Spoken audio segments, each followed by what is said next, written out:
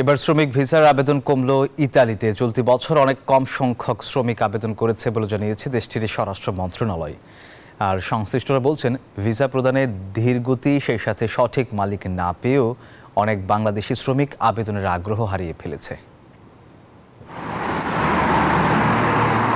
শ্রমিক সংকট কাটাতে বৈধ পথে দক্ষ শ্রমিক নেওয়ার ঘোষণা দিলেও আশার আলো দেখছেন না ইতালি সরকার। চলতি বছর চাহিদার থেকেও অনেক কম সংখ্যক শ্রমিক দেশটিতে আবেদন করেছে বলে জানিয়েছে দেশটির স্বরাষ্ট্র মন্ত্রণালয়। ইতালিতে কাজের চাহিদা অনুযায়ী 1,91,000-এর বেশি কোঠা থাকলেও আবেদন ফর্ম পূরণ করেছে 1,80,000, যেখানে গেল বছর আবেদন জমা হয়েছিল 6,09,000। এতে বিপাকে পড়েছে ইতালি সরকার। অভিবাসন বিশেষজ্ঞরা বলছেন, দূতাবাসের ভিসা প্রদানে ধীরগতির জন্য এবছর অনেক বিদেশি কর্মী আবেদন করেননি। এছাড়া সঠিক মালিক না পেয়েও অনেকে আবেদনের আগ্রহ হারিয়েছেন।